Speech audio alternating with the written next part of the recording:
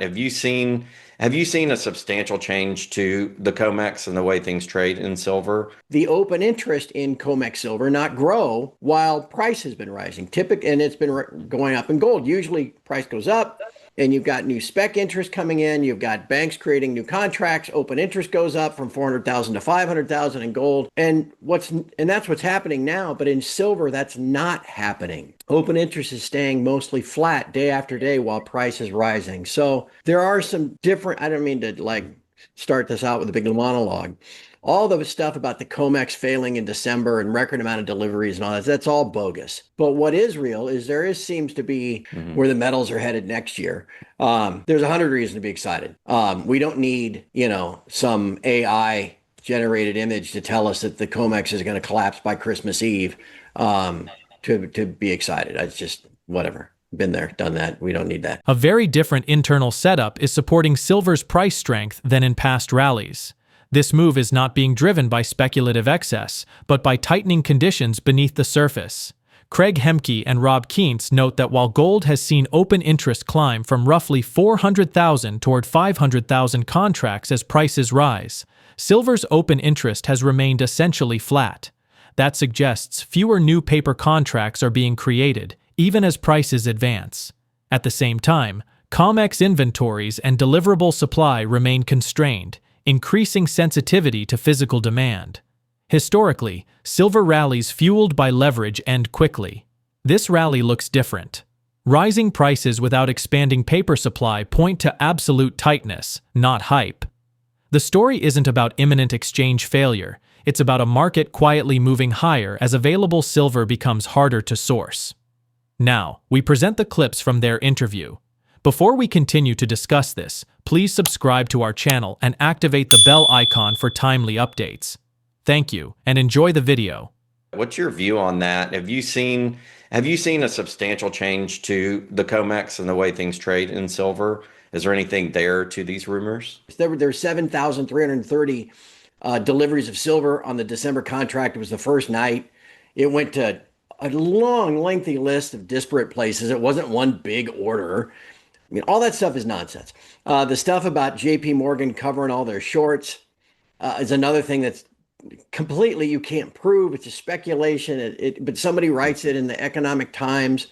I had somebody email me yesterday, said, what was in the Economist?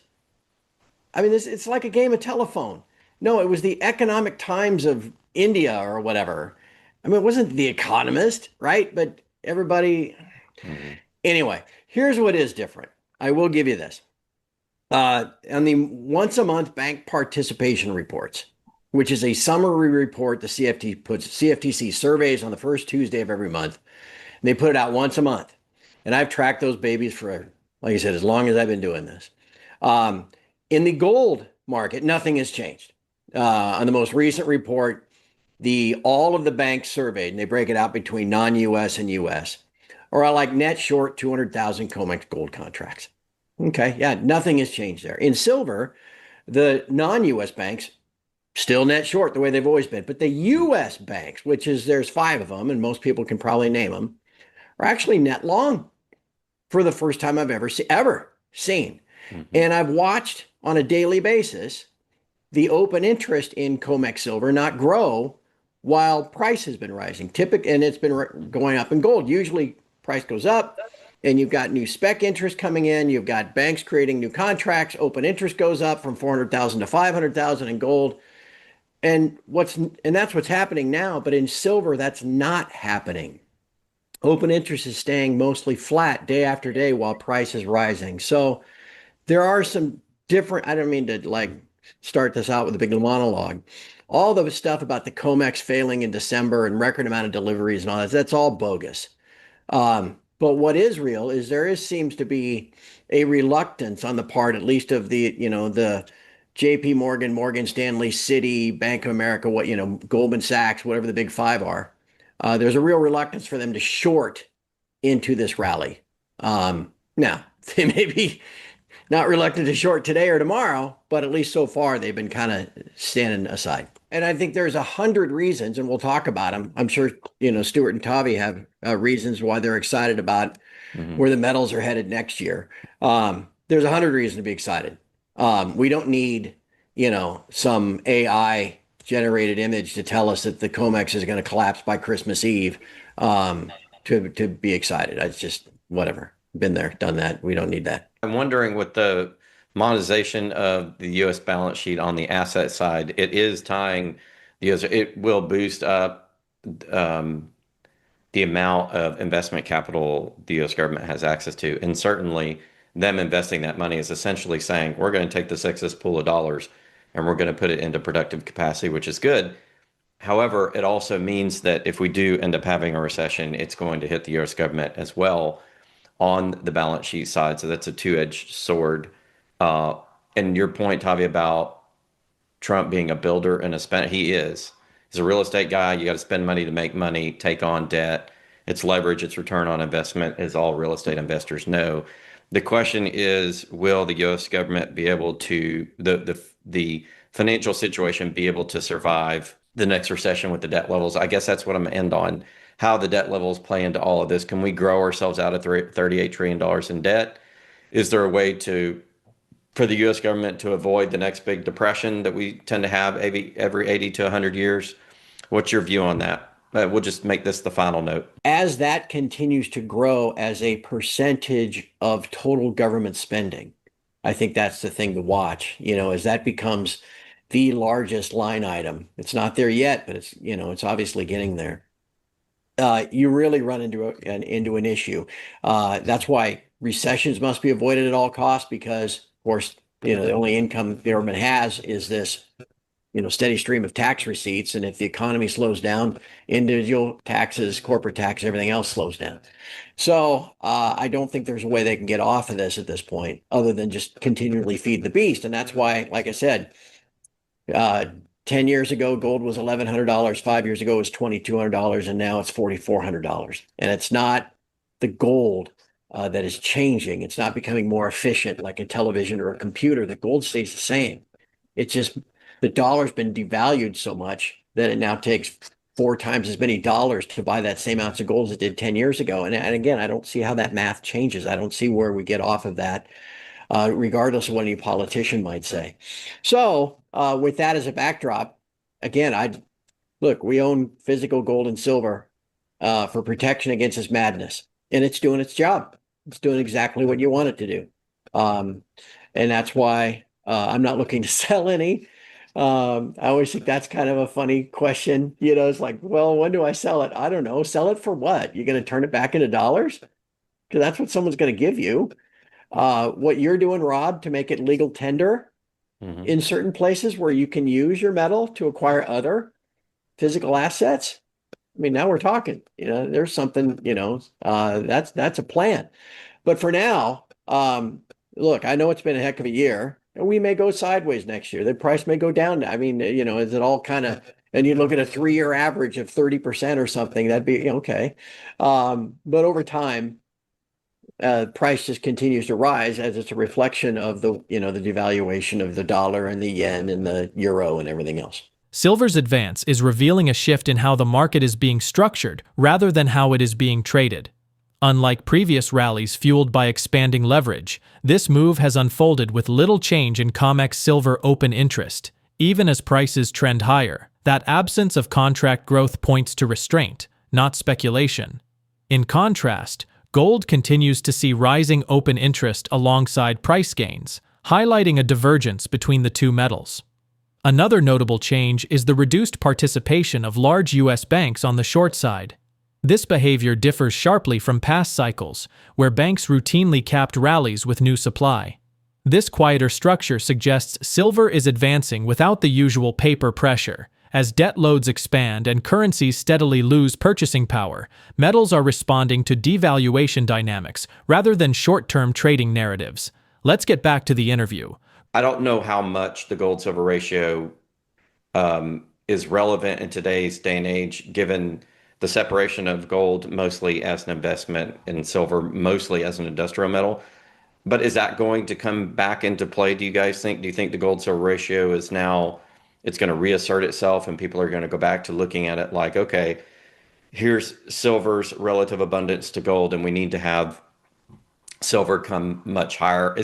Is it because of that reason, or is silver just going to go higher because of shortages, or are both of them going to come into play? When we eventually head back to a more physical based um, price discovery system, rather than the reason the gold silver ratio goes to 100 and plus is it's a reflection of how many different forms of unallocated and derivatives and everything else that's in the silver space relative to gold. If we go back to a more physical based system, which I think eventually is where we're headed here, then you're going to see a more traditional gold silver ratio. Um, it's one of those things. I'm like you, Rob. I don't put much, I don't spend. I see people do technical analysis of the gold silver ratio, and I'm like, boy, that's. Anyway, I don't really go down that road. I will say though, back on the mining shares, I don't think people believe. I don't think the generalist investor believes that they look at price the wrong way about gold, and they think it's too expensive. When what's really happening is the dollar's being devalued. It took $1,000 to buy an ounce of gold 10 years ago. It took 2,000 5 years ago. It takes 4,000 now. It's not the gold that's going up. The gold stays the same. It's the devaluation of the dollar. And so it's like back in October, gold went to 35.50, and then went to 4,400 or whatever. And the GDX went to 85. Gold fell back to 4,000 and the GDX fell 20% to 68. And it's only now just getting back to 88, even though gold's at, 4,500 and we're about to announce, all these companies are about to announce another set of spectacular earnings. And I just think that the generalist investor doesn't believe that these prices are here to stay. They think, gold's got to go back to its 200-day moving average, all this stuff we've heard now for a year and a half. I just looking forward, because I think maybe that's, what everybody should start to do. We've had this fantastic follow-up year, something that's just unprecedented in gold after 27% last year to be up 65% the following year is like nothing any of us have ever seen before. And so is something materially changed. I think as we head into next year, you're going to start to see some of those material changes. And I'll throw one last thing at it that I've been rolling around in my mind, because it's my time of year that I write my annual forecast for the year ahead. And I write it just so I can always remember, what I got wrong and what I was thinking a year ago. And if you go back just a year ago right now, the dollar was soaring and Doge was going to cut $2 trillion in spending and Trump was going to have a balanced budget, and all this crap. And gold had just was $3,100. And everybody thought, well, it can't go any higher, and all that kind of stuff. Or no, $2,700. It can't go any higher. It went 25% this year. And now look what's happened. I remember saying, and I'm rambling. I feel like I'm rambling again, but I remember coming out of 2022 and writing in my annual forecast then that the most important event of 2022, was the Ukraine war and, the millions of people that have died since. But the first weekend of March that year, a couple weeks after the Ukraine war started, the U.S. did two things. They kicked Russia out of SWIFT and they froze their non-domestically held foreign currency reserves. That I thought was the biggest event of 2022. And I think a lot of people now look back and go, yeah, I mean, look at the central bank gold demand. Everything seemed to change when the U.S. did that. I think the biggest event of 2025 was on February the 3rd when Trump was sitting in the Oval Office signing his executive order to create a sovereign wealth fund. And he looked over at Lutnick and Bessent and said, they've got some ideas as to how we're going to fund this. And Bessent kind of kicked the dirt and kind of stepped into the camera and said, yeah, we're going to, for the American people, we're going to stand up the asset side and monetize the asset side of the balance sheet. Anybody can find this video. It's about, 5 minutes into the press conference. Then Lutnick joins in and says, yeah, we're going to take equity stakes in companies, where the U.S. needs their product. And he used an example of a drug company where we know what they've done with chips and things like that. This is a new paradigm. And I think that's the primary reason why gold's had the year it's had and why, as you guys have said, why silver now is trying to play catch up. So will the metals, they're always going to, we're recording this, silver's getting smoked backward as is gold. It's never going to be green candle after green candle, but I guess the moral of the story is I think everything changed earlier this year. And I think that trend is going to continue next year. And eventually investors will wake up. More generalist trader people are going to, say, I need to, need to own some of these stocks. And then we'll get, I mean, we've had a great year, but I think eventually we're going to have there's going to be a big rush to catch up as assets flow out of other areas. You know, all these dollars floating around, these investable assets are going to start to flow into our sector, and it's going to get really fun at that point. Gold and silver are being repriced, not because the metals have changed, but because the currency used to measure them has. Over the last decade, it took roughly $1,000 to buy an ounce of gold, then $2,000 5 years later, and now closer to $4,000 to $4,500. That progression reflects dollar devaluation, not speculative excess. The same misunderstanding is now spilling into silver and mining shares, where many investors still assume prices must revert lower despite fundamentally stronger conditions.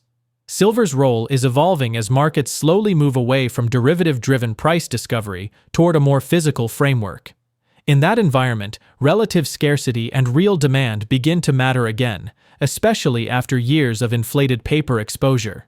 At the same time, mining equities remain priced as if metals are far lower, even as companies prepare to report strong earnings. Structural shifts in policy, balance sheet strategy, and global reserve behavior suggest something materially changed this year. As capital eventually rotates out of crowded trades, precious metals and related assets are positioned to absorb that flow. Share your thoughts on their analysis in the comments section below. If you find this video informative, please support and turn on notifications to stay informed about our latest videos. See you in the following video. Thanks for watching.